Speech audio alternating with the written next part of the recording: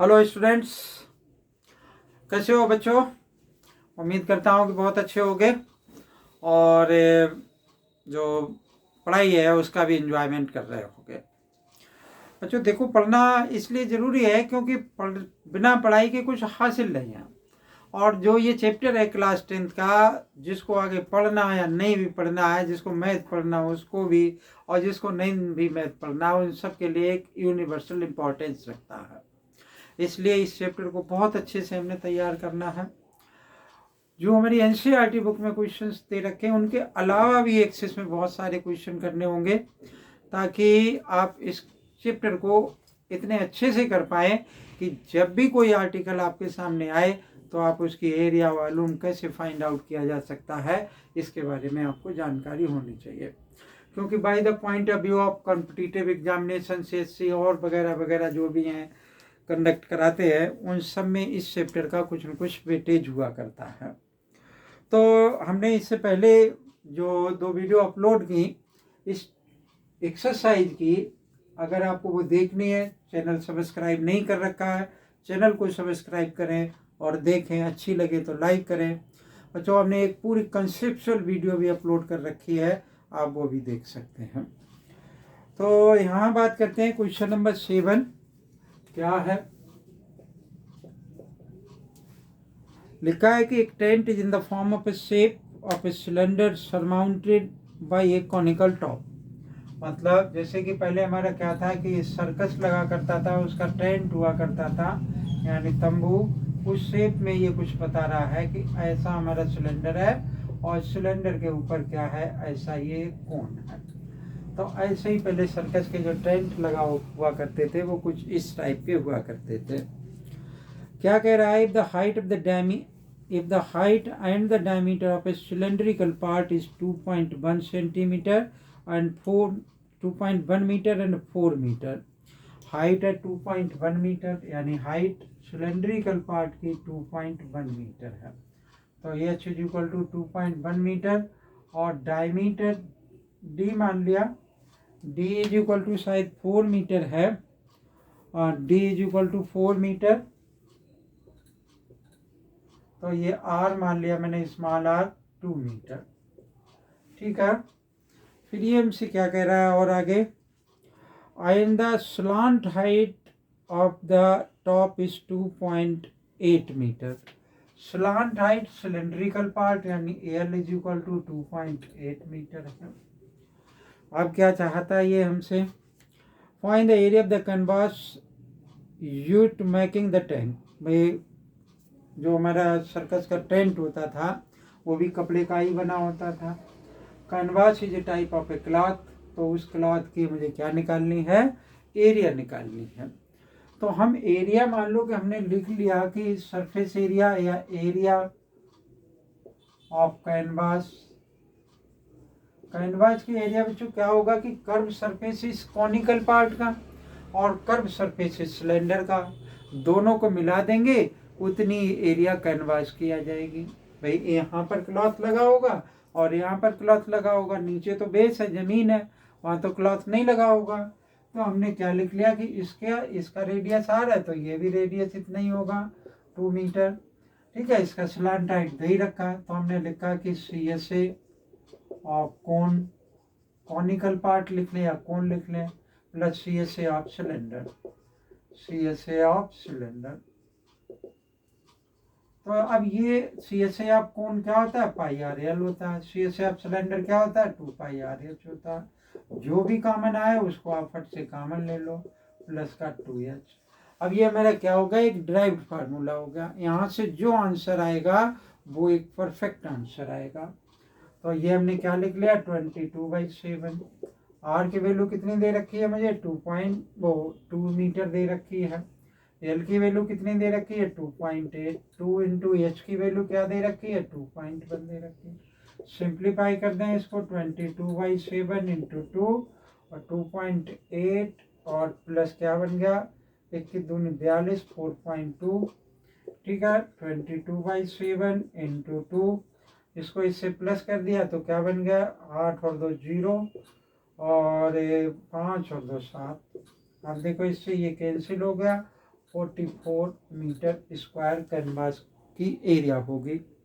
अभी हमसे और क्या पूछ रहा है, also find the cost of canvas at the rate of ₹500 पर मीटर स्क्वायर। मतलब 1 मीटर स्क्वायर की कॉस्ट 500 रुपीज़ है, तो इतने की कॉस्ट क्या होगी, तो यहाँ हमने लिख दिया कॉस्ट ऑफ वो कैनवास। कैनवास की कॉस्ट लिख लेते हैं 500 मल्टीप्लाइड बाई 44, जीरो आ गया, 5 4 जा 20, 5 4 जा 20 और 22, इतने रुपीस क्या हो जाएगा, आंसर हो जाएगा। ठीक है ना। तो ये क्वेश्चन नंबर था 7 बच्चों, बहुत बार पेपर में आया ये।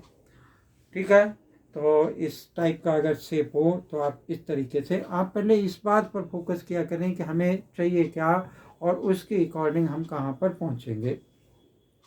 तब आप इमेज करें, इमेज करने के बाद वो फार्मूला बनाएं और वो फार्मूले में वापस वैल्यू पुट कर दें तो आपको आंसर मिलेगा। Now come to the question number 8। From a solid cylinder whose height is 2.4 centimeter, diameter 1.4 centimeter, a conical cavity of same height and same diameter is hollowed out. Find the total surface area of the remaining solid of the nearest centimeter square. तो देखते हैं बच्चों, pause the video and copy, then we have write the next one question. बिल्कुल ऐसा ही है, बस ये कि इसमें ऊपर की तरफ कोण था और उसमें क्या होगा कि सिलेंडर में नीचे की तरफ उसने कोण काट लिया। तो कोण काटने के बाद जितनी सरफेस हमें दिखाई देंगी वो सारी क्या होगी, सरफेस एरिया का पार्ट होगी। तो हमें क्या करना है, उसमें हमें करना है कि अभी बनाते हैं कि कॉनिकल कैविटी एक सिलेंडर में अंदर की तरफ हम काट लेंगे। ठीक है, और तब करते हैं हम इसे।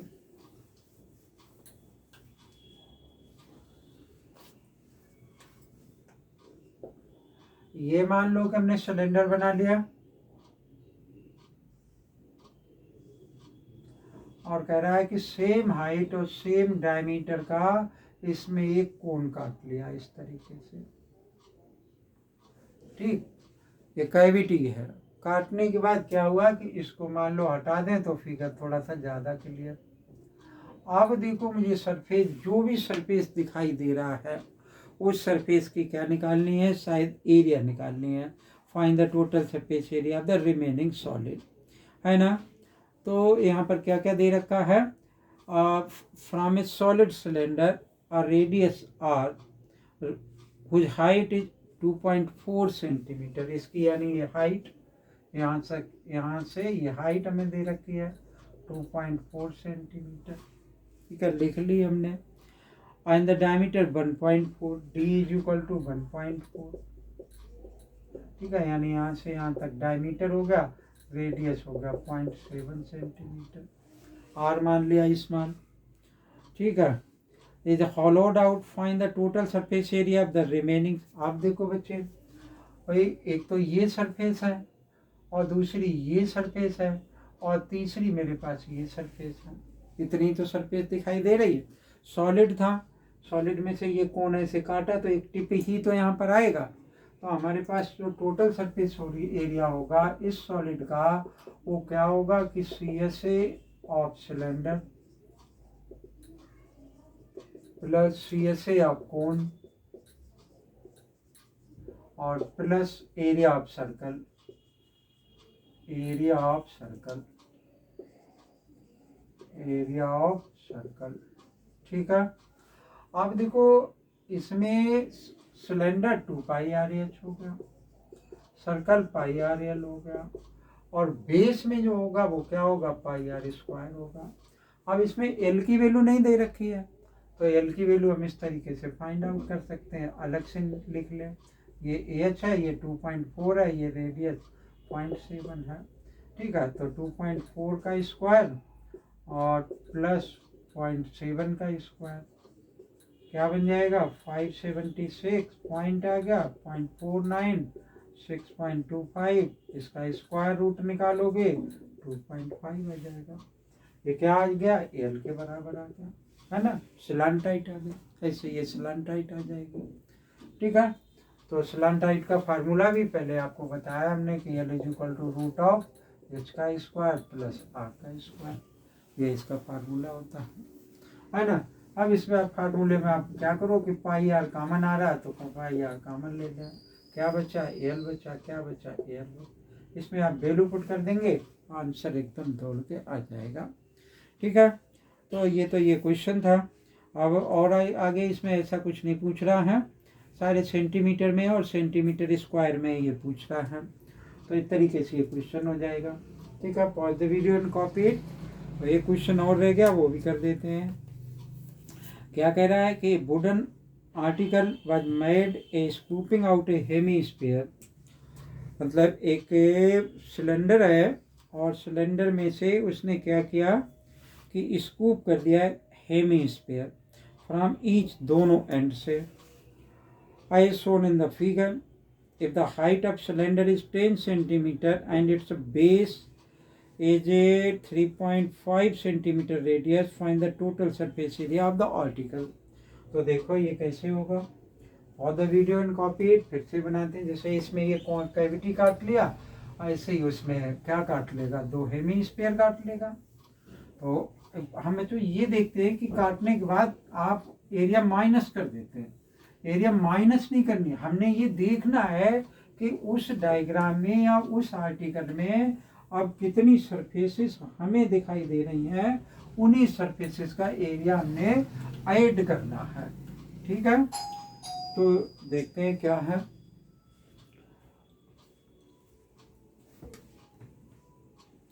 मान लो कि हमने ये क्या बनाया, एक सिलेंडर बनाया,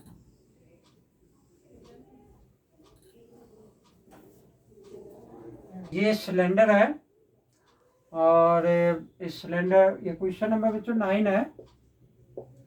ठीक है, तो इसमें एक तो इस तरीके से कैविटी काट दी इसने और दूसरी कैविटी इस तरीके से। ठीक है, तो 2 हेमीस्फीयर अब आपको दिखाई दे रहे हैं। अगर मैं इनको काट करके बाहर निकाल लेता हूं तो ये शेप कुछ इस टाइप की हो जाएगी। ठीक है ना, इस तरीके की शेप बन जाएगी।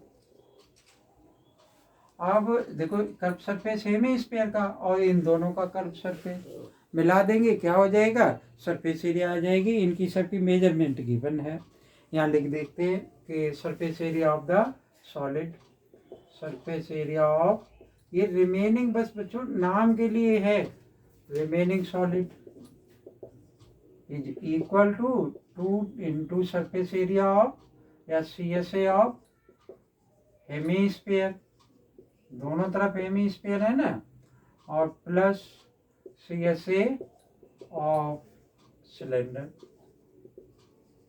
ये तो होगा। अब 2 इंटू 2πr², और सिलेंडर का मालूम ही है 2πrh। ठीक है, अब देखो 2πrh और ये इनकी वैल्यू क्या दे रखी है इसने, कि इसने कहा if the height of the cylindrical part is 10 centimetre, h = 10 centimetre हो गया, यानी ये है 10 सेंटीमीटर। ओके, और रेडियस दे रखा है 3.5 सेंटीमीटर, और ज़्यादा मुझे रिक्वायरमेंट ही नहीं। इसमें वैल्यू पुट कर दोगे आपको आंसर आ जाएगा। इसमें चाहो तो 2πr कॉमन ले लो, 2π और r कॉमन ले लिया तो 2r बचा और 2πrh बचा। आसान सा काम है। 222/7 3.5, 2 इंटू r 3.5 प्लस h की वैल्यू 10, आसान से सिंप्लीफाई हो जाएगा। यही हमसे क्या कह रहा है कि पूछ रहा find the TSA of the article, तो आर्टिकल का ये TSA आ जाएगा, है ना। तो आसान से बच्चों क्वेश्चन है, अगर आप ये देखें कि ये क्वेश्चन कैसे बनेगा, क्या आर्टिकल की वो होगी, पोजीशन क्या होगी अल्टीमेटली, तब आप देखें कि क्या सरफेस फाइंड आउट करवा रहा है या फिर वॉल्यूम फाइंड आउट करवा रहा है। तो जो हमारी एक्सरसाइज 13.1 थी वो पूरी हो गई। हालांकि क्वेश्चन बाहर से चाहे जितने करते रहो, मैं कराऊंगा भी, मैं बहुत सारे इंपॉर्टेंट भी सेंड करूंगा आप लोगों के लिए। किसी वीडियो में सिर्फ क्वेश्चन ही क्वेश्चन लिखूंगा, तो वो सारे आपको करने होंगे, तब आपको कुछ कॉन्फिडेंस आएगा। ठीक है बच्चों, तो वीडियो अगर अच्छी लगे तो लाइक करना ना भूलें, चैनल अगर सब्सक्राइब नहीं कर रखा, चैनल सब्सक्राइब कर ले। Thank you. जय हिंद।